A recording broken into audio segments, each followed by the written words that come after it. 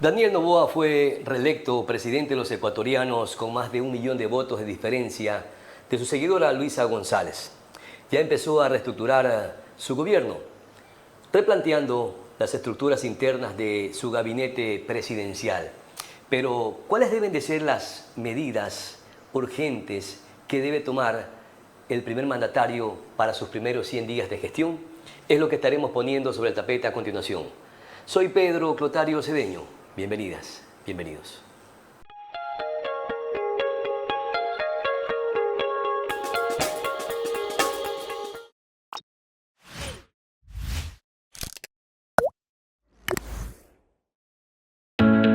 Cada vez tiene mayor demanda la creación de contenido audiovisual por las diferentes plataformas de difusión que existe. Las múltiples herramientas de edición, diseño y la inteligencia artificial hacen cada vez más fácil realizar videos de alta calidad. Pero no olvidemos la dirección, la creatividad, la naturalidad juegan un rol muy importante a la hora de llegar a impactar tu publicación. Una buena asesoría es importante.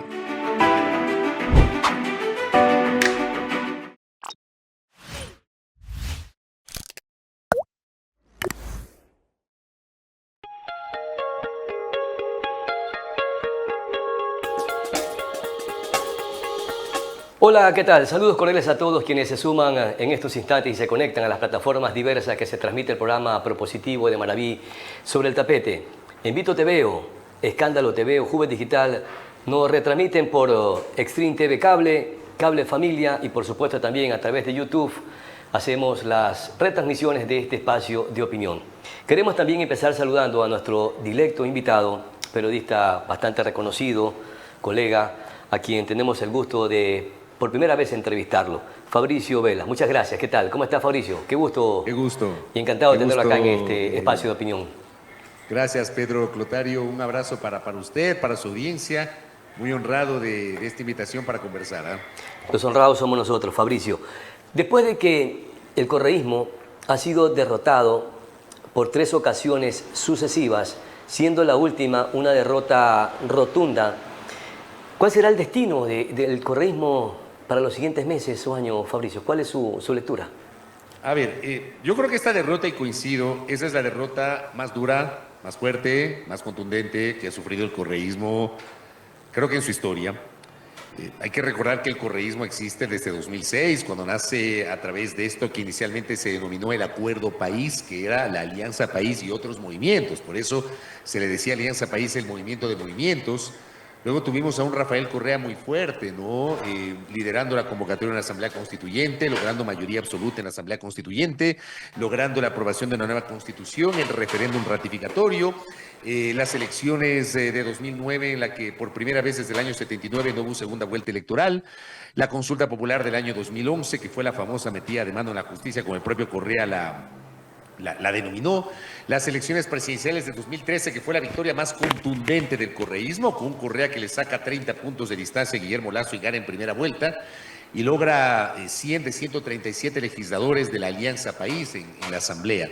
E incluso la del 2017, en donde, si bien es cierto, hubo segunda vuelta, terminó ganando Lenín Moreno, y lograron inicialmente la mayoría absoluta en la Asamblea. Tuvieron 74 legisladores de 137, otra cosa es que luego se rompió evidentemente el bloque de Alianza País por la ruptura de Correa con Lenín Moreno, que obviamente todo el mundo sabe la historia. Pero claro, luego de eso tenemos a un sector político, al correísmo, a la Revolución Ciudadana, que logra en 3 elecciones consecutivas llegar a segunda vuelta electoral. Las 2 anteriores, ganar la primera vuelta, pero no ganar en primera vuelta la presidencia de la República. En esta llega en segundo lugar, pero por apenas 0.15% de distancia respecto del candidato presidente. Y a la hora de la verdad, en segunda vuelta no le alcanza para ganar. Ya le pasó con Guillermo Lasso, le pasó con el propio Daniel Noboa, pero hoy me da la impresión de que, y yo lo sostenía en algún momento con conversaciones con amigos, creo que esta era la oportunidad más cercana que tenía el correísmo para recuperar su presencia en Carondelet y no lo hizo. Creo que aquí hay errores propios del correísmo, sin duda. Yo cito 3 errores no forzados, para hablar en términos tenísticos, provocados por ellos, la falta de claridad sobre el tema de la dolarización, con declaraciones completamente cuestionables de algunos voceros de Revolución Ciudadana que no le hicieron ningún favor a Luisa González. E innecesarias inclusive en estos momentos claro, difíciles. Tú tenías a Diego Borja y a Luisa González recorriendo el país jurando y rejurando que es falso eso de que Luisa te desdolariza, que van a proteger la dolarización. Y por otro lado tenías a Paola Cabezas o a Ricardo Patiño hablando mal del dólar en entrevistas con medios de comunicación. Entonces uno se pone a pensar que la candidata no tenía el control de las vocerías de su organización. No fue un balazo en el pie, sino en la 100. Sí, totalmente, ¿ya? Luego tienes el tema de Venezuela. Es impresentable que una organización política como esta no tenga una posición contundente sobre el tema de Venezuela. O sea, por Dios, ni Lula ni Petro, para hablar de dos líderes políticos, el uno en Brasil y el otro en Colombia, que comulgan con el denominado socialismo del siglo XXI, han reconocido el proceso electoral del año pasado que permitió una nueva reelección, un nuevo periodo de Nicolás Maduro. Unas elecciones completamente opacas, donde nunca presentaron las actas, una vergüenza esas elecciones. El correísmo no tiene una postura contundente sobre eso. Y yo creo que el tiro de gracia terminó siendo esto de hablar de los gestores de la paz, ¿no? Que nadie lo entendió, creo que el daño estaba hecho. Eso sí fue una torpeza. A la gente, en un clima de inseguridad, Eso fue una torpeza que tienes en Caracas. Yo le agrego uno más, no provocados por ellos. El tema del caso Ligados y los chats asociados al Consejo de Participación Ciudadana y Control Social. Digamos esto como errores, pero tal vez para contestar, y me he tomado un poquito unos minutos para hablar de interesante inclusive el repaso de esta reseña, claro, desde el nacimiento hasta la actualidad del correísmo, porque es necesario a veces recordarle a la ciudadanía, a veces nuestras mentes son frágiles, y es necesario, me parece. Sí, claro, y por eso me he tomado el tiempo con la venia de Pedro Clotario. No, y me parece fabuloso. Yo soy de los que cree que el correísmo no está muerto. No está muerto. Y tú puedes revisar un montón de ejemplos en el continente, en donde no es que una orientación política, porque no termina ganando una elección o dos elecciones o tres elecciones, está muerta. O sea, sí es un golpe durísimo para Revolución Ciudadana, pero durísimo, porque al no haber ganado la presidencia, todo apunta que tampoco va a lograr consolidar una mayoría en la Asamblea Nacional, que todo apunta que Noboa lo está haciendo. Noboa ya se está moviendo, sus legisladores ya se están moviendo, aparentemente ya tienen, ellos llegaron con 66, aparentemente ya tienen seguro 69, están hablando con otros legisladores de sectores políticos minoritarios. Creo que los 4 votos socialcristianos van a ser claves, habrá que ver si los 8 de Pachacutic se mantienen férreamente unidos, y habrá que ver deserciones en Revolución Ciudadana, donde está confirmada una. Las malas lenguas dicen que van a ser más, no sé cuántas, algunos dicen 8, no lo sé, pero está confirmada una. Entonces tú tienes un movimiento muy golpeado porque además, en el caso de Manabí, por ejemplo, sí, Revolución Ciudadana gana la elección porque es un electorado en donde, digamos, ese es el nicho natural de Revolución Ciudadana, el nicho natural del correísmo. Pero en segunda vuelta no creció tanto Luisa González, de acuerdo a un análisis del analista de datos Javier Rodríguez. Apenas creció 6% en Manabí, Luisa González, mientras Noboa creció 27% respecto de la votación de primera vuelta. Es que lo poco que creció en la primera vuelta, lamentablemente lo perdió con esas narrativas burdas. Claro, porque además también es una mentira que el 44% era el voto duro del correísmo y que el correísmo rompió su techo. A ver, el techo del correísmo es 30%. Ya. Si vamos a ver el resultado de 2021 y 2023, digamos que es 33%. ¿Ya? Imaginemos que ese es el techo, digamos, ese es el voto duro del correísmo. Lograste 44%, o sea, 11 puntos adicionales. Pero no es que esos 11 puntos adicionales eran necesariamente votos duros del correísmo. Son de los electores ecuatorianos que estaban indecisos y no sabían decidirse por uno o por otro. Entonces decidieron irse por el correísmo, así de sencillo. No necesariamente eso, Pedro. Claro. A ver. Tú tuviste esta elección, es una elección atípica. Esta elección debe ser Permíteme, Fabricio, porque leí un tuit suyo en el que decía, todo el tiempo dicen que esta es una elección crucial, esta es una elección histórica. Pero yo sí creo que esta era la elección histórica y crucial, porque estábamos luchando, o se estaban luchando, no solamente el poder, sino el regreso al poder del correísmo. O era ahora, o probablemente es nunca. Yo no utilizaría el nunca, porque en política cualquier cosa puede suceder. no sé, o sea, ¿quién quita que el correísmo aprendió la lección, que se reinvente de aquí a 2029, que se acerque a otros sectores del centro hacia la izquierda, que tal vez Correa cede un poco el liderazgo de la organización política sin desprenderse totalmente, porque yo tampoco creo que pueda existir un correísmo Claro. sin Correa, más allá de lo tóxico Pero que depende está depende haciendo de algo que Correa, es ¿no? sumamente clave, Fabricio. Depende de algo que considero que es sumamente clave. Todo lo que pueda hacer el presidente Daniel Noboa en los próximos 4 años. Exactamente. Si hace un Y ahí gobierno volvemos- medianamente aceptable, yo sí creo que el correísmo debe decirle Totalmente. adiós nuevamente al regreso. Absolutamente de O, acuerdo. o más bien Correa, Rafael Correa como tal, porque el correísmo puede existir, pero Correa difícilmente puede llegar nuevamente a ser presidente de los ecuatorianos. No, eso no va a pasar. Eso no va a pasar primero porque está inhabilitado, tiene una sentencia, la sentencia está en firme, perdió sus derechos políticos por 25 años, o sea, ya no digo que es imposible, pero eso no va a pasar, al menos no hay un escenario como para que en algún momento Correa regrese. Luego, digamos que regresa, pero no puede ser candidato a la presidencia. O sea, hay tantas cosas que podrían pasar en el plano de la especulación. Pero usted ha dicho algo, Pedro, que es clave, ¿no? Que el correísmo se reinvente, sí, pero también va a depender de cómo gobierne Daniel Noboa. Porque, por ejemplo, una de las virtudes del correísmo en la administración pública fue el haber entendido el manejo de lo público. Y yo hablo de lo positivo. Yo no veo las cosas en blanco o negro. Yo no creo que todo lo que hizo Correa fue malo, como tampoco creo que todo lo que hizo Correa fue bueno. Pero de lo bueno, yo sí destaco, por ejemplo, el rescate del valor de lo público. Tú podías conseguir una cédula en pocos minutos, un pasaporte, una licencia de conducir. Servicios públicos con dignidad y coincidimos Sí, plenamente, mi había querido eso. Fabricio. Sí, Había eso, coincidimos. y carreteras y Pero- todo eso, había eso. Pero lo tiró a la por el borda otro lado, ¿qué con todos tienes? los actos de corrupción y también Claro, querer, exactamente. querer Tienes asumir por el el otro lado gobierno. la parte negativa, asumir que son toda las la denuncias de institucionalidad corrupción. estatal. Y además, las denuncias de corrupción y además el carácter autocrático del gobierno. Claro. ¿Ya? O sea, tú tienes ahí, por eso digo, yo no veo las Claro. cosas en blanco o negro, yo veo lo positivo y también analizo lo negativo. Yo le invito a la gente también a hacer ese análisis. Pensar que está muerto, no. No. Porque al final del día ellos van a tener un bloque importante en la Asamblea Nacional y habrá que ver cómo procesan justamente O sea, esta situación a partir de este resultado que ha sido, pero un golpe al mentón del correísmo, ¿no? Claro. Fabricio, está herido electoralmente la Revolución Ciudadana. Está herido. Sin duda. Rafael Correa está enterrado políticamente. No puedo ser concluyente en eso. Yo no me atrevería a pensar que está enterrado totalmente. Yo creo que, a ver, ¿qué es lo que se tiene en el horizonte? Aquí en Quito, por ejemplo, lo más inmediato es un intento para revocar el mandato del alcalde metropolitano Pavel Muñoz.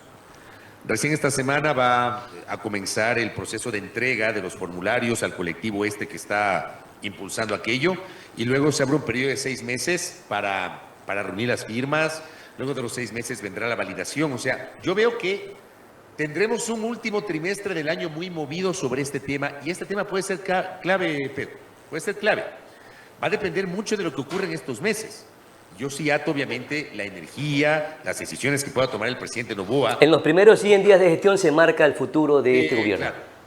Ahora, yo no sé si podemos hablar de los 100 días para un presidente que está reelecto, Claro. luego de esta etapa de transición. Pero sí, esto que se habla de Bueno, los 100 vendría a días ser sobre oficialmente su transiciones, primer no. mandato, ¿no?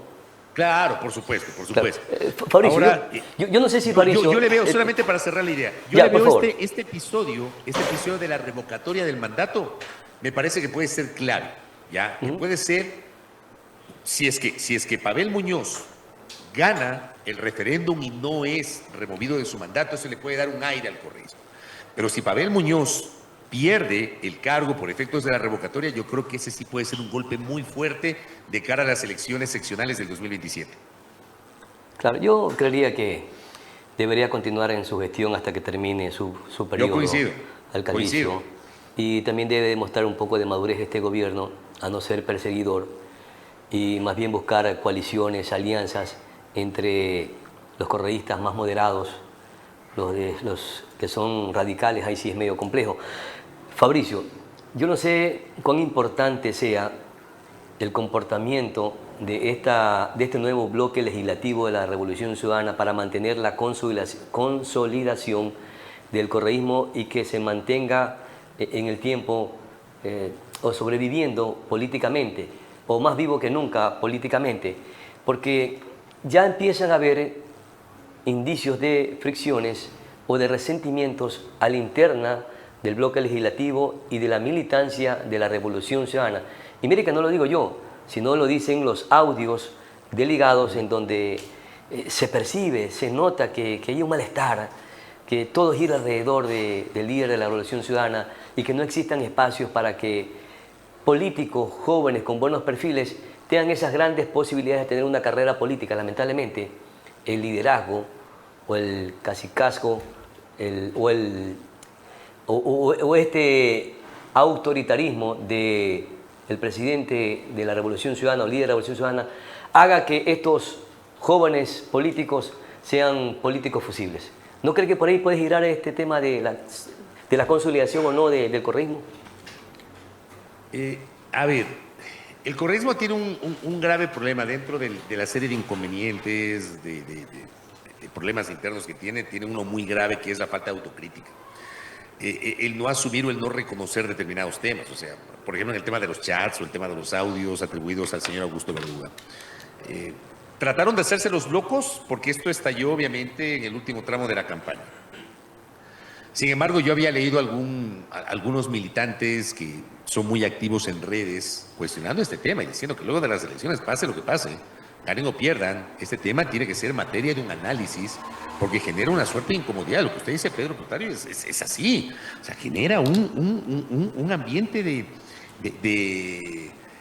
distancia, de incomodidad entre los propios militantes. Tienes a un Correa que está allí, omnipresente.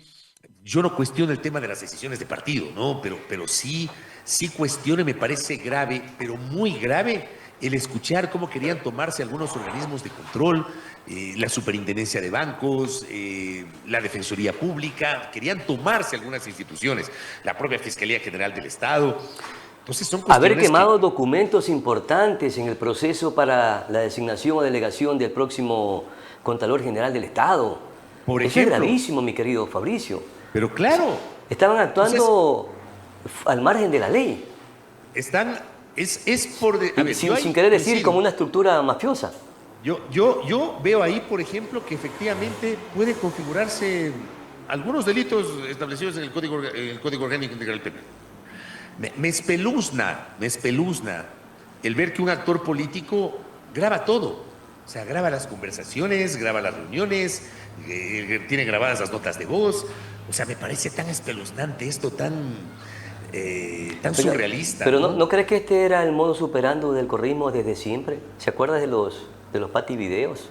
Hay sí, cómo no, eso fue en 2007, estalló. Claro. Algo más reciente, ustedes recordarán que fue el año pasado, hace un par de años, que se difundió un video que fue grabado por José Luis Cortázar, que era parte de la Secretaría Anticorrupción, alguna de estas instituciones que eran parte del gobierno del expresidente Correa, grabando una conversación con Jorge Glass. Entonces Jorge Glass dando línea política y diciendo qué es lo que hay que hacer en la Amazonía, pero utilizando el aparataje del Estado. Esto fue muy polémico, este video que también igualmente lo grabaron ahí en Chiquis y que luego se difundió. Entonces sí, es muy probable que este sea el modus operandi de esta organización política. Yo no pongo a todos en el mismo saco, por supuesto. Yo sí he visto militantes que están muy preocupados y muy molestos con lo que ha pasado. Y son los que se quieren distanciar de la Revolución Ciudadana porque no ven carrera política. No sé si es que se quieran finalmente distanciar, porque a ver, también hay un tema que también ocurre, ¿no? Hay gente que, digamos, aprovecha el vehículo de Revolución Ciudadana para una candidatura, porque saben que yendo solos o con otra opción política no les alcanza. Es parte del juego de la política. Lo que sí me encantaría ver son las taras y los vicios de la política, en donde esta gente se reúna, se siente y empiecen a expurgar todo lo que ha pasado, porque es grave, en serio. Y está ahí un proceso en la Fiscalía que habrá que ver cuánto evoluciona, ¿no? Perfecto. Quiero nada más hacer una rectificación, creo que dije cacicasmo y es cacicazgo. Cacicazgo. Cacicazgo, gracias. Sí, entonces quiero rectificar eso. Ahora, Fabricio, con el triunfo de Daniel Noboa como presidente de los ecuatorianos, ¿qué tan probable es que aparezca un nuevo liderazgo en el país? A ver, aquí hay una gran interrogante. Hay quienes dicen que ha nacido el novoísmo. Yo todavía no puedo comprar el argumento de que ha nacido el novoísmo. Yo creo que hay una nueva corriente anticorreísta. Y esa corriente anticorreísta está encarnada en ese apoyo a Daniel Noboa. Yo creo que Noboa va a tener un reto importante, que es la posibilidad de ir a una consulta popular para intentar convocar una Asamblea Nacional Constituyente. Esa Asamblea Constituyente no va a ser como la de Montecristi de 2007-2008, porque no puede tener plenos poderes. Hay una sentencia de la Corte Constitucional en ese sentido. Yo no sé, y yo hoy conversaba con alguien, ¿no? Y le decía, me da la impresión de que probablemente el gobierno no cumpla con su promesa de ir a una constituyente, sino hacerlo a través de la actual Asamblea Nacional si logra mayoría. Digamos, es una tesis que yo tengo. Pero es más saludable y conveniente para el país, porque ¿cuánto nos tomaría irnos a una constituyente? Inclusive hasta beneficioso para el mismo presidente de la República. Eso iba a decir, Pedro. Incluso ¿por qué? Porque no es que el presidente emite un decreto y ya vamos a la constituyente. Tiene que emitir un decreto. En ese decreto tienen que estar todas las reglas para la elección de los asambleístas constituyentes. Tiene que ir a la Corte Constitucional. La Corte Constitucional tiene que avalar el decreto. Luego tenemos que ir a consulta popular. Entonces tienes que ganar primero la consulta popular. Yo creo que el presidente sí puede ganar la consulta popular. Digamos que gana y vamos a elección de la Asamblea Constituyente. ¿Y qué pasa si el presidente no logra mayoría en la próxima Asamblea Constituyente? Es un riesgo, ¿no? Claro, es que aquí los actuales asambleístas tienen que renunciar y nuevamente convocarse un nuevo proceso democrático, no y si son reelectos bien y si no también. ¿Y la configuración de la Asamblea Constituyente? Primero habría que ver cuáles son las reglas que pone o que propone el presidente y que deben ser validadas por la Corte Constitucional.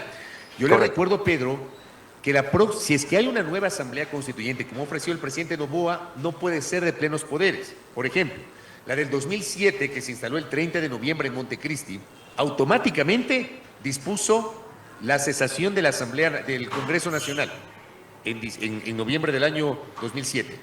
Esta nueva Asamblea Constituyente, si se instala, no podría tener esa facultad. Es una Asamblea Constituyente paralela a la Asamblea Nacional. Claro, así pasó en el 97, le cuento. Sí, recuerdo, que fue en no sé qué parte de la Sierra Central. Del 97.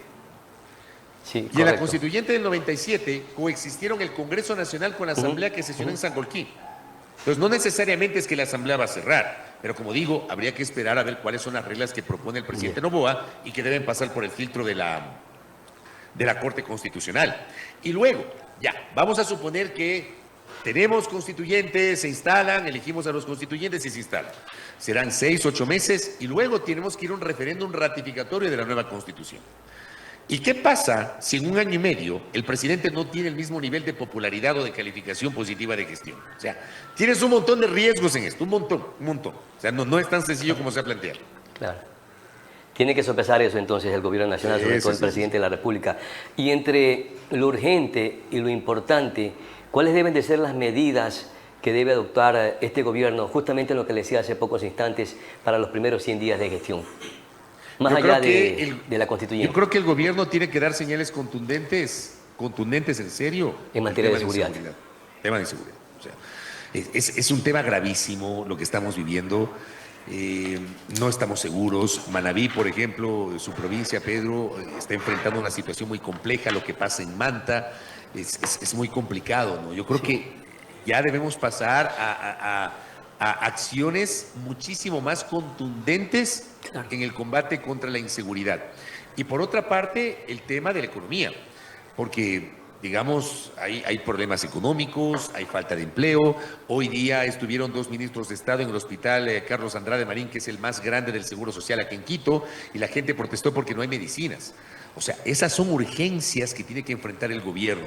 Yo creo que si el gobierno le brinda al país mejores resultados sobre la lucha contra la inseguridad durante los primeros 100 días, y si empieza a garantizar mejores servicios públicos, yo creo que ahí va a lograr un puntazo el presidente Noboa. Un paso importante. Totalmente. Claro. O sea, a la gente le interesa eso. Es que usted y hoy el país... ¿Cómo de la gente no le interesa la discusión por las discusiones políticas? Le interesa tener trabajo, tener medicinas y tener acceso a los servicios públicos. Correcto. Y es que usted y yo conocemos que hay varios centros de salud del país, sobre todo los más importantes, que están secuestrados también por las mafias delincuenciales. Tiene que recuperarlo para que pueda habilitarse el sistema de salud como desean los ecuatorianos y también que existan los medicamentos, porque medicación lamentablemente no hay en los centros de salud, porque existe este problema que el país lo conoce. Medicamentos, turnos en los hospitales, suficientes médicos, profesionales de la salud. O sea, hay una situación muy complicada y yo creo que el gobierno tiene que enfocarse mucho en el tema de salud pública. Garantizar justamente el acceso a esto. Claro. Bueno, para nuevamente retomar el tema de la seguridad, ¿qué necesita el gobierno para fortalecer y darle sostenibilidad a este plan de seguridad o a sus estrategias de seguridad para combatir a las mafias delincuenciales en nuestro país? Porque las Fuerzas Armadas, la Policía Nacional han hecho esfuerzos liderados por este gobierno. Necesitamos necesariamente de la cooperación internacional de países aliados, necesitamos necesariamente la participación de estas tropas militares privadas de los Estados Unidos, lideradas por este norteamericano que estuvo ya en días pasados en nuestro país, Erik Prince, o necesitamos solamente combatirlas con nuestra propia logística, con nuestros propios militares y policías o con nuestra propia fuerza pública. Yo soy un convencido, Pedro, de que Ecuador necesita cooperación internacional. Soy un convencido. Estados Unidos, Canadá, Europa, no sé. ¿Ecuador necesita cooperación internacional? Sí, sin duda. No podemos solo y lo hemos demostrado que no hemos podido. Solos no podemos. Está clarísimo que solos no podemos y necesitamos ayuda internacional. Y con esta empresa privada de Erik Prince es necesaria. Pero a mí el tema de Erik Prince sí me hace ruido. Me hace ruido porque el gobierno no ha sido muy claro en el papel del señor Prince. Se habla de un papel asesor. Creo que no se ha transparentado el papel de este señor. Se lo presentó el fin de semana anterior a la segunda vuelta electoral y después de eso no ha aparecido. Además, este señor llegó a hablar de política interna que no tenía nada que hacer sobre el cuestionable tema. Eso, sí. Para mí eso es completamente cuestionable. Vino a hacer campaña en las últimas semanas a favor de Daniel Noboa. O sea, y ya no ha aparecido, ¿ya? Entonces, a mí lo de Prince sí me deja una serie de interrogantes. O sea, ¿por qué tienes que acudir a un supuesto experto en seguridad que tenía una empresa de mercenarios? Y hay que revisar lo que dicen las noticias internacionales sobre esta empresa que se llama Blackwater, que ahora tiene otro nombre. Pero sobre la cooperación internacional, o sea, de país a país, de Fuerzas Armadas ecuatorianas con Fuerzas Armadas de otros países, soy un convencido de aquello. Pero es que las bandas delincuenciales no las vas a combatir, Fabricio, las bandas delincuenciales no se las va a combatir con curas, sino que tienen que ser con gente también, no sé si de la misma calaña, porque el escenario de inseguridad es bastante complicado. Mire usted que el correísmo quería poner de ministro de gobierno o ministro del interior a Jan Topic, que también es parte de este equipo de mercenarios. No sé, yo no me atrevería a decir que Topic es un mercenario, o sea, no tengo ninguna evidencia. Yo creo que sería poco responsable si yo digo que Topic es un mercenario, ha sido un mercenario. Pero él era contratado para este tipo de cosas y eso se le denomina mercenario sin ser despectivo o peyorativo. Habría que ver cuál hubiese sido el alcance de la participación de Topic, ¿no? Pero otra vez, si traes una empresa privada, ya vamos a imaginarnos que viene Prince y viene con su equipo y su empresa aquí a apoyar el combate contra la inseguridad. Yo sí creo que el país necesita transparencia. Bueno, ahí sí estamos totalmente de acuerdo. Y eso ha faltado, ¿no? Porque si es asesoramiento, bienvenido. Si es logística, bienvenido. Si es equipos de inteligencia, bienvenido. Claro, es que eso sí se necesita. De eso carecemos, lamentablemente. Claro, y eso necesitamos. Equipo de tecnología con mucho más razón. Yo sí defiendo la cooperación, pero este tema de Prince a mí me ha dejado muchas dudas. Ya, perfecto, entendemos, estamos claros. Ahora, el gobierno ya empezó con una especie de reestructuración en su gabinete presidencial a puertas ya de que asuma el mandato para los próximos 4 años. ¿Cree que era necesario este replanteamiento, esta reestructuración al interior del ministerio o de los ministerios en el país? Sí, sin duda, sin duda. Sin embargo, sí tengo una preocupación sobre la designación de la nueva cabeza del Ministerio de Finanzas. O sea, No voy a restarle mérito a Sarija Moya, no la conozco, sé que es joven, pero viendo su currículum, su hoja de vida, yo no sé si ella en estas condiciones económicas del país esté a la altura para llevar adelante el liderazgo de la cartera de Economía y Finanzas. O sea, no lo sé. Vamos a darle el beneficio de la duda. Yo sí creo que es una buena oportunidad para que el presidente pueda generar un refrescamiento de algunos puestos clave de su gabinete, ratificar la presencia de algunos ministros que creo que han hecho un papel interesante en su gestión, pero este momento debería ser para reformular, ¿no? ¿Y por qué no convocar a sectores de diversas vertientes políticas para tratar de, no sé, impulsar una alianza política para enfrentar los retos más complejos que se le viene a la República, ¿no? Es muy complicado hablar de un gobierno de coalición en este país, sobre todo por los sesgos que tenemos en el Ecuador. Pero sí creo que hay momentos en los cuales el presidente gana con una diferencia de 11 puntos, tiene una victoria contundente, tiene 1.2 millones de votos más que su contrincante, logra el 55% de la votación frente al 44% de su rival. Yo creo que con esos números Noboa debería liderar una cruzada de un gran acuerdo nacional que permita, sobre la base de objetivos claves, entre otras cosas, reformular algunos puestos de su gabinete. Y fortalecer su gobernabilidad. Fabricio, ¿qué pasará con esta pataleta de fraude? Nada, porque además está deslegitimada. O sea, a ver, Pedro, yo he cubierto elecciones desde el año 94. Yo ejerzo el periodismo desde el año 92, diciembre del año 92. La primera elección que yo cubrí fue la del año 94, que fue una elección de mitad de periodo. Y he cubierto elecciones presidenciales desde la del 96. Yo no me acuerdo una sola elección en donde alguien no haya gritado fraude. No existe. Y no recuerdo una sola elección presidencial en la cual se haya mostrado o demostrado el fraude. Ya, no hay, no existe. No lo logran, no lo demuestran. Esta no es excepción. Y al ver lo que está pasando, me hace recordar lo que pasó justamente en la elección de segunda vuelta del año 2017, cuando el candidato perdedor de la segunda vuelta, Guillermo Lasso, juraba y rejuraba que le robaron los votos, llegó al Consejo Nacional Electoral con un montón de cajas y resulta que las cajas estaban vacías. Entonces, yo no veo, los fraudes hay que probarlos, y yo no veo hasta ahora evidencias reales que permitan señalar que efectivamente, si es que tienen errores en actas, esos errores en actas, que además deben ser presentados formalmente, hayan incidido en semejante diferencia de votos. Y luego hay algo que para mí no le hace ningún favor. Claro, la elección presidencial de Daniel Noboa se va a sacramentar definitivamente, ¿no? Va a oficializarse, etcétera. ¿Qué pasará entonces ahí con las posturas de los correístas en el ejercicio de sus funciones, sobre todo en la Asamblea Nacional? ¿Habrá probablemente estos escenarios de desestabilización como lo ha habido en estos últimos años? Que esa ha sido la postura del correísmo, lamentablemente. Es que si el gobierno logra mayoría, si logra los 77, si logra tener 77 con buen acuerdo de gobernabilidad, no importa lo que pase con el correísmo. Claro. Los neutraliza ahí inmediatamente. Porque pueden hacer oposición, pero sin una oposición ineficaz. De gritos, de gritos y pataletas, nada más. No, sí, exacto. Entonces, yo creo que esta es una gran oportunidad para Noboa. Si Noboa lo maneja adecuadamente, él puede garantizar un aire mínimo de gobernabilidad a partir de ese gran resultado que obtuvo en esta elección. Fabricio, lo último, desde su olfato, como buen periodista, con un gran recorrido, mi aprecio y mi admiración para usted, mi querido Fabricio, ¿qué escenario le mira al país? ¿Tendremos o no gobernabilidad?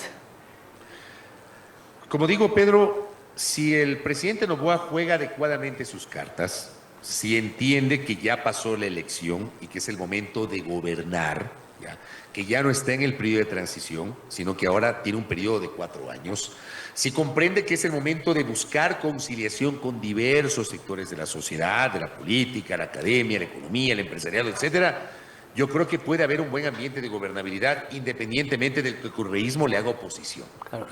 Y otra vez, insisto, en el tema de la Asamblea. Noboa hoy tiene la gran posibilidad de tener 77. Pero si logra un acuerdo sólido que no sea solamente para repartirse los cargos directivos de la Asamblea. Ya le pasó a Lasso. Lasso hizo un acuerdo pegado con Saliba en el año 2000. Claro. 21. Y qué mal que le fue. Pachacuti con Izquierda Democrática y con algunos independientes. Acuerdo que le sirvió para poner a la señora Yori de presidenta de la Asamblea Nacional, repartirse las comisiones legislativas y el Consejo de Administración Legislativa y pare de contar. ¿Para qué le sirvió ese acuerdo? Para nada. Porque no tuvo gobernabilidad, porque era un acuerdo pegado con saliva. Noboa tiene que aprender de esa elección, de esa lección que estoy señalando, y generar un acuerdo que no sea solamente para distribuirse los cargos directivos. Y creo que sí lo ha aprendido Noboa, porque mire usted, en este periodo transitorio, siendo minoría o teniendo un bloque de minoría en la Asamblea Nacional, logró posicionar allí un buen bloque que consolidó inclusive algunos movimientos entre el Ejecutivo y el Legislativo. Significa que ahora tiene una grandiosa oportunidad para fortalecerse desde el Legislativo. Si desaprovecha esta oportunidad, estaría allanando el camino para lo que conversamos un poquito, que es el hecho de que el correísmo no está muerto. Inevitable que el correísmo regrese. Claro, así es. Mi querido Fabricio Vela, ha sido muy amable de conversar y platicar con este espacio de opinión que se genera desde la provincia de Manabí, pero que tiene algunas ventanas para poder llegar a diferentes sectores con los aportes de cada uno de ustedes, mis queridos invitados, como en este caso el suyo, mi querido Fabricio. Encantado. Muchas gracias, Pedro, muy amable. Ha sido un gusto haber conversado con usted. Gracias con usted y un saludo para su audiencia y en la querida provincia de Manabí. Gracias a ti, un abrazo. Gracias. Vamos a nuestra pausa publicitaria, ya regresamos de inmediato.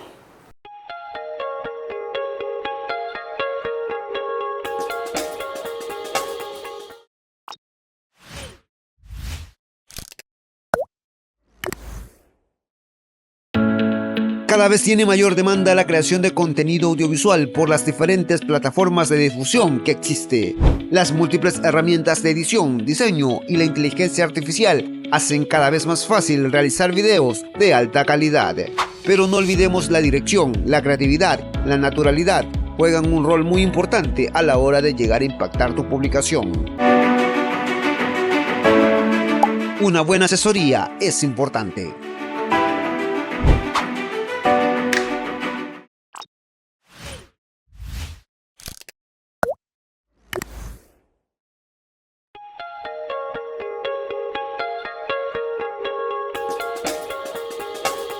Estamos de vuelta, gracias por seguir en compañía del programa Sobre el Tapete, el programa propositivo de Manabí. Es el momento de conversar con Hugo Acero, él es experto en seguridad de nuestro país hermano Colombia y nos atiende precisamente desde este país. Saludos Hugo, ¿qué tal? Qué gusto saludarlo una vez más.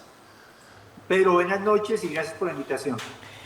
Quiero empezar con una primera pregunta y es que se hizo un comunicado por parte del gobierno nacional que preside Daniel Noboa, que fue reelecto recientemente en nuestro país el pasado domingo 13 de abril.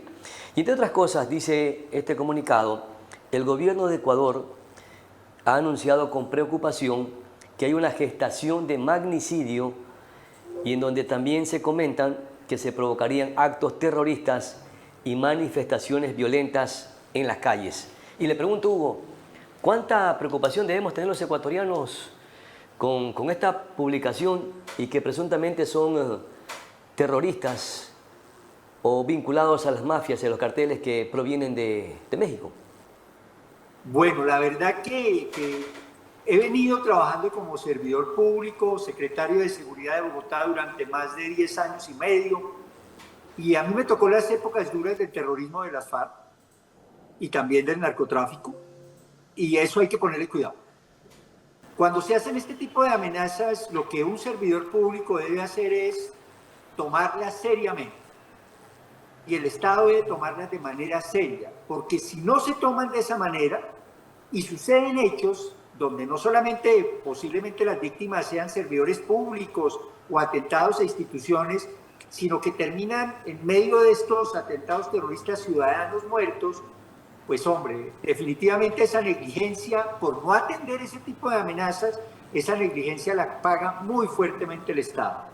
Entonces la primera recomendación es que a esto hay que creer y hay que tomar las medidas necesarias para que no suceda.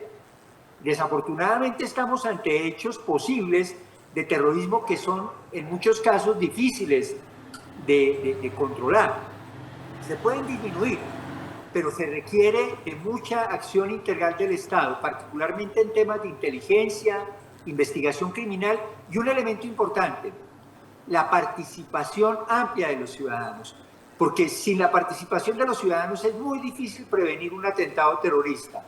Los ciudadanos en el común de sus días se dan cuenta de hechos irregulares. Muchos ciudadanos dicen, sí, yo vi que eso era como sospechoso, pero no, yo no llamé a la policía porque de pronto se molestan o eso no iba a funcionar. O el temor los invade también, Hugo, o el temor los invade.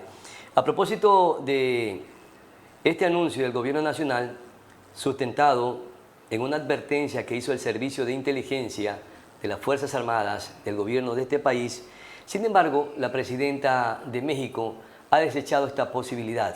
No entendemos por qué, porque no se refirió al gobierno, sino se refirió a grupos violentos o de carteles que están a punto de salir de México para internarse en nuestro país y provocar estos actos terroristas desestabilizadores. ¿Cómo entonces Pues una mandataria puede desechar algo que puede ser una gran posibilidad, como usted lo dice, Hugo? Habría que preguntar a la ministra, a la presidenta de México si representa a los grupos criminales, que no creo. Yo creo que en eso, digamos, ella se está equivocando. De hecho, digamos, ya estamos ante un crimen transnacional. En Colombia, los grupos terroristas tuvieron asesorías en el pasado, asesoría de grupos israelitas. Y no se dijo pues que Israel venía y traía grupos de mercenarios a entrenar a gente del narcotráfico para que atentara contra sus enemigos, ¿no? Hubo asesoría de israelitas y esto son mercenarios que no pertenecen a ningún estado. Entonces, yo creo que ahí en eso se está equivocando la presidenta porque se está hablando de crimen transnacional y no de gobiernos en particular. Ya, mire que en nuestro país hay quienes están minimizando esta grave amenaza, inclusive la presidenta de México. Creen que esto es parte de un show del presidente de la República porque precisamente hay voces fuertes del correísmo y de ciertos países socialistas o progresistas que aún mantienen el grito de fraude, aunque la diferencia de más de 1 millón de votos prácticamente lo convierten como ganador y presidente reelecto a Daniel Noboa. Desde la experiencia de Colombia, Hugo, ¿cómo podemos tomar estas posturas políticas? ¿O cómo debemos adoptarlas o incorporarlas a nuestra sociedad? Mi recomendación es que hay que colocarle la seriedad del caso y hay que creer que eso puede llegar a suceder. Como les decía, yo tuve la oportunidad de manejar estos tipos de atentados terroristas y basta ver en la época, a comienzos de este siglo, tuvimos un atentado en un club de ejecutivos de alto nivel, como el Club El Nogal, en donde tuvimos 38 muertos y 180 heridos con un carro bomba.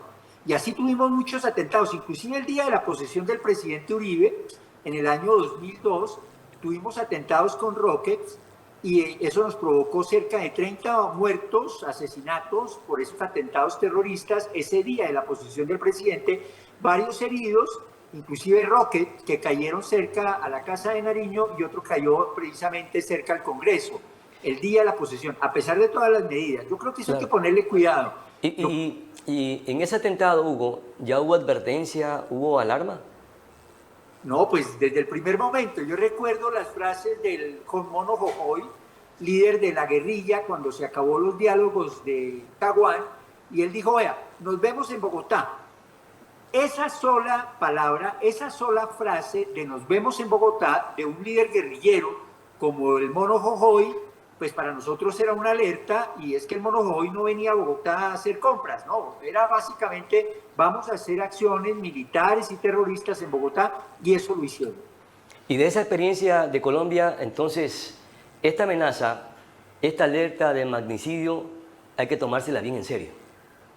Hay que tomársela bien en serio, porque el día que sucede algo grave, y no solamente haya atentado contra servidores públicos, sino que mueran ciudadanos inocentes, entonces ahí sí la oposición y otra gente va a decir, pero ¿por qué no hicieron nada si ustedes sabían, si ustedes fueron los que anunciaron? Mire, las medidas preventivas todas, ojalá no suceda nada y la gente va a decir, sí ve que no pasó nada. A veces esas medidas preventivas son las que llevan a que no suceda nada. ¿Y qué medidas o qué acciones debe tomar de manera inmediata o de manera urgente, si es que no las está tomando el Gobierno Nacional, las Fuerzas Armadas, la Policía Nacional, para evitar que se susciten estos actos terroristas y el probable magnicidio que está en gestación? Lo primero es que hay una alerta de una agencia de inteligencia de fuerzas militares. Es a partir de esa información que seguramente fue verificada, fue confirmada, que hay que desarrollar más labores de inteligencia, más labores de investigación criminal y sobre todo orientar los esfuerzos a quienes podrían apoyar este tipo de atentados. Eso desde el punto de vista de Estado. Y el otro elemento importante es sumar a la ciudadanía. Hay que pedirle a la ciudadanía que esté alerta, que ante cualquier hecho de sospecha, cualquier hecho sospechoso, cualquier indicio posible de que pueda llegar a suceder eso, inmediatamente le comuniquen a las autoridades y las autoridades deben atender todas las denuncias ciudadanas, que en la mayoría de los casos no resulta nada, pero hay que atenderlas todas porque al final del día, cuando suceden los actos terroristas, algunas de esas advertencias ciudadanas nos anunciaron de que eso iba a suceder. Hugo, pero el escenario en el país está con bastante preocupación e incertidumbre. Y mire usted que estamos en una condición, una situación de esta división, ¿no?, bastante marcada en nuestro país en el ámbito político. Y es que el grupo político perdedor, me refiero al correísmo, está generando opinión en el que precisamente todo esto es parte de un shock. Y frente a eso, esa desestabilización que se pueda generar con narrativas, ¿cuánto pudiera debilitar los esfuerzos del gobierno nacional y también de la participación ciudadana para advertir la probabilidad de que se pueda generar un atentado o una alerta para matar al presidente de los ecuatorianos? Pues la verdad es que atentados al presidente Uribe, no solamente durante su campaña, sino durante su gobierno, fueron varios. El primero fue el más grande fue el día de su posesión, con más de, como digo, iban a lanzar 180 rockets. Mandaron 132 rockets, los demás logramos desactivarlos, pero como te digo, hubo más de 30 muertos. Ahí lo que el Estado, el gobierno de Ecuador debe hacer es activar de manera urgente todos los temas de inteligencia e investigación criminal. Y un elemento importante, cuando nosotros recibimos ese mensaje del Mono Jojoy, montamos una junta de inteligencia que se reunía todos los jueves, todas las semanas, a instancias de la Fiscalía. La Fiscalía designó 3 fiscales antiterroristas y a esa junta asistía inteligencia del Ejército, inteligencia de la Policía, inteligencia del DAS cuando existía y de otras agencias que nos reuníamos todos los jueves a evaluar resultados y logramos evitar muchos actos terroristas, inclusive decomisar toneladas de explosivos que iban a ser activados en Bogotá. Si esta va a ser la tónica en materia de inseguridad para los próximos 4 años en el que va a estar al frente como presidente reelecto Daniel Noboa, ¿cómo se debe replantear en materia de seguridad el gobierno nacional, las Fuerzas Armadas, el Servicio de Inteligencia, la Policía Nacional y los países aliados al gobierno nacional que se pueden incorporar precisamente para hacerle frente a estas situaciones bastante delicadas y complicadas? Pues la verdad, hace unos días, escribí un artículo junto con Mabel Cristina Quirós sobre las prioridades del presidente Noboa en este nuevo gobierno, en este nuevo periodo de gobierno. 2 temas están en su agenda importantísimos, al lado de otros, pero estos son los más importantes: seguridad y empleo. 2 temas completamente relacionados. Sin seguridad no hay inversión, ni nacional ni extranjera. Sin inversión no hay empleo y sin empleo no hay bienestar. La seguridad es fundamental. Y ahí el presidente, en este periodo ya de 4 años de gobierno, debe convocar a todo el Estado a trabajar en conjunto. Este no es un problema solamente del Ejecutivo, como algunas personas creen, no. Este es un problema de responsabilidad del Estado ecuatoriano. Esto involucra el Poder Judicial y debe trabajar con los jueces, con la Corte, con la Fiscalía, con todas las instancias de justicia para atender los temas de seguridad. Pero también la Asamblea debe ser consciente que ellos tienen una responsabilidad en materia de seguridad. Y se debe diseñar en conjunto una política de Estado, una política que ojalá supere los 4 años de gobierno, porque se está ante una criminalidad transnacional, organizada, con muchas cabezas, muchas mafias nacionales e internacionales. que están trabajando en equipo. Y ahí se requiere que el Estado ecuatoriano trabaje en equipo. Y hay que formular una política de seguridad ciudadana y una política de seguridad de Estado, una política de seguridad nacional. Y allí deben trabajar todas las instituciones del Estado y también involucrar a los ciudadanos, porque todos los ciudadanos, como ha sucedido en Colombia, debemos ser conscientes que debemos participar para mejorar la seguridad y el bienestar de todo el país. Y ese es un trabajo conjunto. Creo que el presidente Noboa hoy tiene una segunda oportunidad con su nuevo gobierno de 4 años, y es trabajar con todo el Estado para enfrentar el crimen transnacional que tanto daño le está haciendo a Ecuador. Ya tengo dos inquietudes alrededor de la institucionalidad que también debe de sumarse al Ejecutivo para poder combatir la inseguridad. Pero tengo unos aportes de un experto en inteligencia y contrainteligencia en el Ecuador que sostiene que se debe implementar políticas de seguridad con seriedad y responsabilidad. Y se lo puede lograr a corto y mediano plazo, dice. Si no contratan expertos extranjeros, sobre todo en el ámbito privado, si contratan personal local y conocedores del tema de seguridad, y si los que gobiernan precisamente tienen una estrategia para combatir a las mafias delincuenciales. Entre otras cosas, dice, para poder lograr combatir a las mafias delincuenciales se tiene que hacer una evaluación metódica que dura unos 60 días, planes a mediano plazo, 3 meses más, planes a largo plazo, 3 meses más, evaluación metódica, correctivos y oportunidades de mejora que son 3 meses más. Es decir que en un año más, probablemente siguiendo esta receta, se pudieran o no reducir los niveles de violencia. ¿Qué dice usted, Hugo? Yo creo que la experiencia que tiene el presidente y su equipo de gobierno en este año, casi 16 meses que gobernaron antes de ser reelecto, son importantes para continuar en esa lucha contra el crimen transnacional.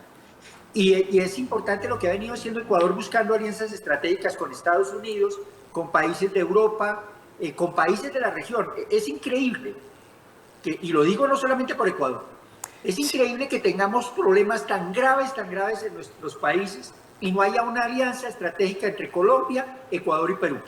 2 países productores de cocaína como Colombia y Perú, que están afectando gravemente la seguridad de Ecuador, pues deben trabajar en equipo en términos de Fuerzas Armadas, en términos de inteligencia, en términos de investigación criminal, en términos de información, para mirar, porque es que la gente que está trabajando, los criminales que están operando en Colombia también lo están haciendo en Ecuador. Claro. Pero también hay que hacerlo con Italia y con otros países europeos, porque la mafia italiana está ahí, la mafia albanesa está ahí. Hay que trabajar con México, así haya diferencias ideológicas, porque al final del día la seguridad no tiene ideología. Justamente esa iba a ser la pregunta que le iba a hacer, porque me parece clave lo que usted acaba de mencionar, Hugo, de hacer alianzas con Perú y Colombia, que tienen similares problemas a los nuestros y que hoy estamos enfrentando esta inseguridad y esta violencia en el país. Pero ¿cómo lograrlo si en efecto las ideologías políticas nos distancian?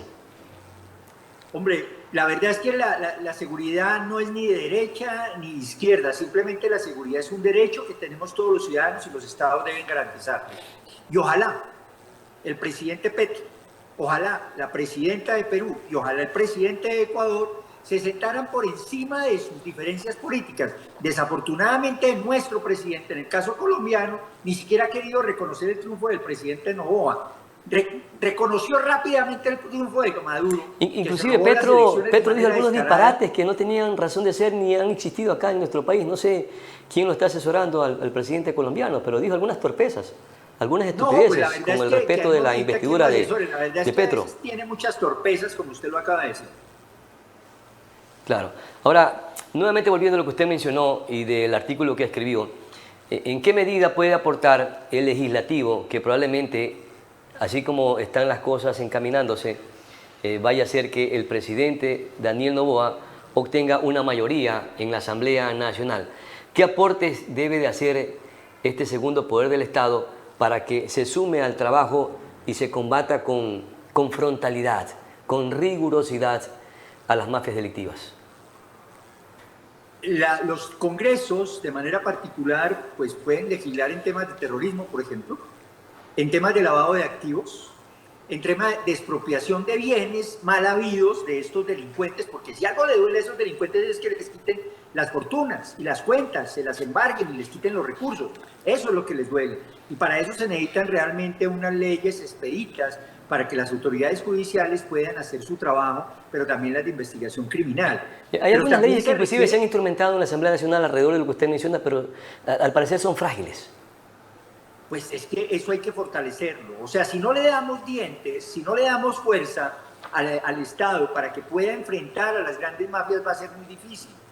Es más, hombre, el Congreso y la nación ecuatoriana deben comenzar a pensar de dónde van a salir recursos nuevos precisamente para fortalecer la justicia y la seguridad. Colombia tuvo un impuesto muy grande, precisamente que ese era el impuesto del patrimonio, algunos lo llamaron el impuesto a guerra, pero con eso fue que se financió el fortalecimiento de la justicia, se construyeron cárceles, pero además también el fortalecimiento de las Fuerzas Armadas. Y los colombianos se incomodaron cuando le impusieron este impuesto, porque acá el gobierno nacional hizo algo similar, pero no con el impuesto al patrimonio, sino incrementando el IVA a 3 puntos porcentuales precisamente para destinarlos a esta guerra. Acá sí tiene incomodidad.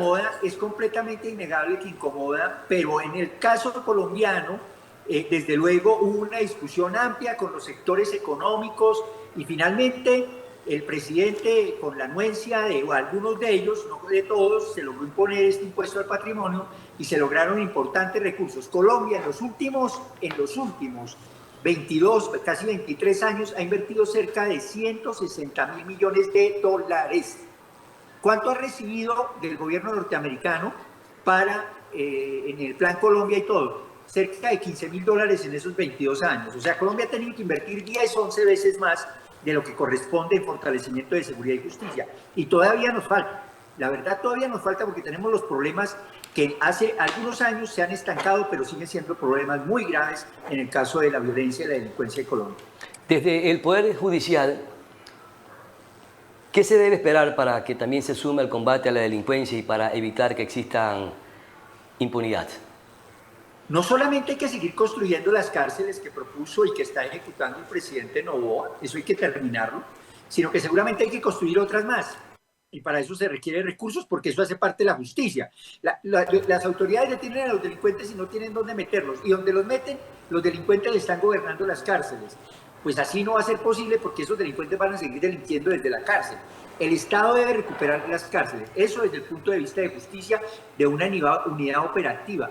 Pero también hay que fortalecer a la justicia en términos de capacitación, en términos de formación, en términos de protección, de cercanía, de trabajo permanente en equipo, para que puedan ejecutar la justicia como corresponde. En varios periodos de gobierno, podemos decir, las cortes en Colombia han sido muy importantes. Frente a los temas de vinculación de políticos con paramilitares y con narcotráfico, terminaron más de 60 congresistas en la cárcel. ¿Quién hizo eso? La Corte Suprema de Justicia. Pero ¿cómo blindaron? Hugo, me parece sumamente importante lo que usted menciona y eso podemos o podamos replicarlo en nuestro país. Pero ¿cómo se hizo? ¿Bajo qué normas protegieron a los administradores de justicia? Porque recuerde que detrás de ciertos grupos políticos que se vienen a convertir en esos eslabones de las mafias delincuenciales están las amenazas y están las inseguridades y violencias que se puedan generar alrededor de los administradores de justicia, que es lo que está pasando acá. O hay presión, o se los compra también, o se compra la conciencia de los fiscales, las jueces, dos cosas. etcétera. Digamos que este tipo de criminales, y eso sucede en México, las mafias italianas, la mafia colombiana, en general las mafias están orientando sus esfuerzos en 4 líneas. Uno, básicamente terror. Crear terror entre la ciudadanía y atentar, si se quiere, contra el Estado, como seguramente está sucediendo o podría suceder en Ecuador. 2, contra los medios de comunicación. 3, contra la justicia. Y 4, básicamente, el tema de lograr que haya mucho miedo dentro de los ciudadanos. Entonces, ¿cómo se protegen a los administradores de justicia, a los fiscales y jueces, para que cierren la brecha de la impunidad? Y si es cero impunidad, mejor. Al comienzo, Colombia utilizó los jueces sin rostro, que eran precisamente jueces que no estaban identificados y que juzgaban a los delincuentes.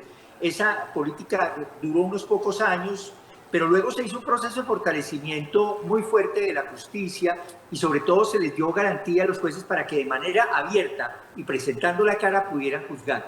Desde luego, algunos desafortunadamente terminan cediendo o al miedo, o al chantaje, o a la corrupción.